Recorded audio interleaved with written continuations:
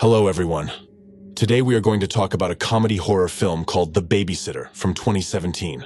Enjoy your viewing. 12-year-old teenager Cole is in the medical office trembling at the thought of the upcoming injection, considering it a truly hellish ordeal. The bullies, led by Jeremy, are constantly laughing at the boy and bullying him. They mock the fact that the schoolboy is still being looked after by a nanny. At that moment, the very hot Nanny B appears and easily fights back the bullies by puncturing the tires of their bicycles. Then the girl whispers something threatening in Jeremy's ear, and he runs away in terror. B puts Cole in her car and drives him home. The nanny takes care of the schoolboy, as his parents often go out of town for the weekend and leave Cole at home alone. B suggests that the boy have a loud party this weekend, and of course, he gladly agrees, while not being able to take his eyes off the alluring parts of the beautiful girl's body. In the afternoon, his father puts Cole in the driver's seat of his car, intending to teach his son the basics of driving. However, the schoolboy feels so insecure that he can't even move, although the man continues to encourage his son. The next morning, Cole goes to school with his pretty neighbor Melanie. The boy says sadly that his parents are leaving town for the weekend again, and the neighbor replies that the teenager's parents love him very much. They just want to retire to a country hotel and have a lot of fun. Melanie is also sure that at night, B will definitely bring her boyfriend to the neighbor's house. If Cole stays awake, he will be able to see a lot of interesting things. At school, Cole notices that B is courting a boy, and he is very jealous. He is sure that the beautiful girl will have fun with this high school student tonight. In the evening, Cole's parents leave, and B comes to the boy's house instead. The two of them party for hours on end and have a great time together. When it gets very late, B tells him that it's time to go to bed and gives him a special drink that will make him fall asleep in 15 minutes. However, Cole is determined to see how the beauty will have fun with the high school student tonight. That's why the teenager pours the liquid into the flower and only pretends to drink it all. In order not to fall asleep, Cole calls Melanie and has a heart-to-heart with his neighbor, promising to tell her everything he sees tonight. Hearing voices from the living room, the teenager sneaks quietly into the room, where he sees that B has brought her friends to his house. She is playing an interesting game with them. Allison, Sonia, Max, John, and the same high school student Samuel are sitting on the living room floor. When it's B's turn, she chooses to perform an action, so Max tells her to kiss each of them. Cole watches with open mouth as the beautiful girl kisses all the guests in turn.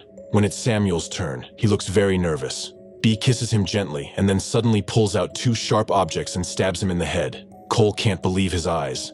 It turns out that B and her friends are using the boy's blood for some kind of gruesome ritual. After collecting the blood in a bowl, the guys get the Devil's Book, which, according to B, will fulfill any of their wishes. All that remains is to find the blood of an innocent. Realizing that it is him, Cole quickly rushes to his room. The schoolboy calls the police and is about to climb down from the second floor on the sheets. But he cannot overcome his fear, and then jumps into bed and pretends to be asleep. At that moment, the cultists enter his room.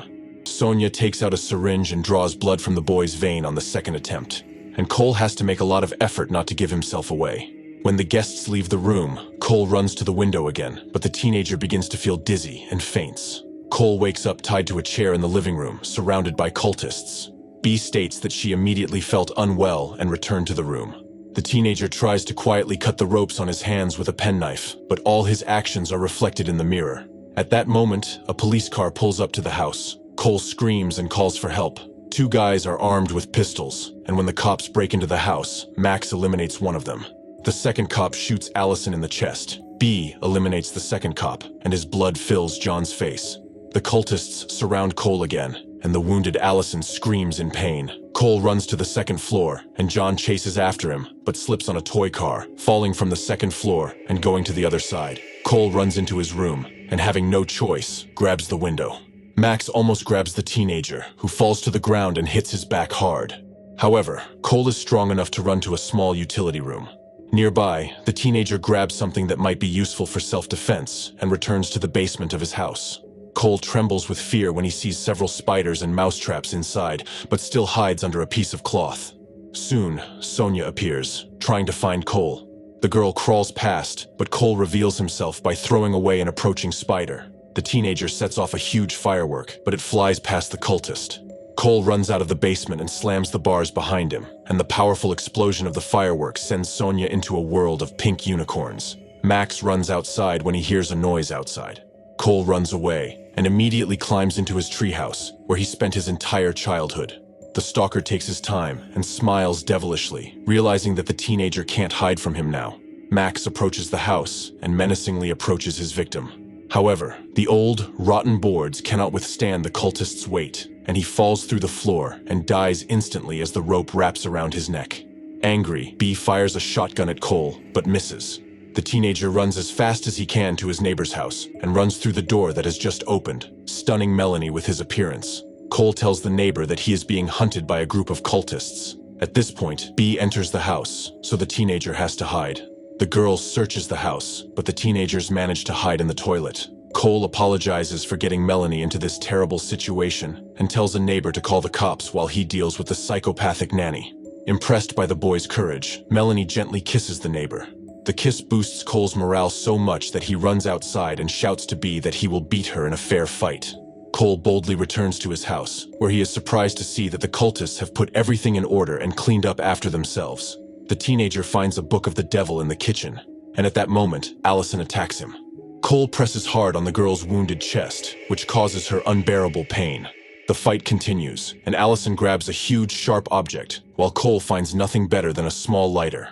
Suddenly, B appears, and with a shot from her gun, Allison's head is severely injured. The girl approaches the teenager, who grabs the book and threatens to burn it. B tries to calm him down, saying that she didn't mean to hurt anyone. She only wanted his blood to be shed on the page of the devil's book and fulfill her every wish.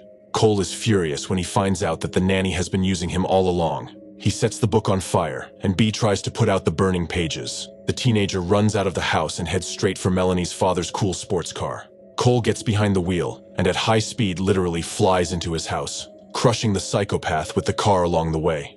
The teenager finds B, who can barely breathe, and declares that he is very disappointed in the beauty. The girl really wants to return to her friendship with Cole, but the boy is no longer interested, and he leaves. Soon the police and firemen arrive. Cole sits on the sidewalk and is joined by Melanie, who admires her neighbor's courageous actions. She kisses him again. The worried parents appear next, and sigh with relief when they see their son alive and well.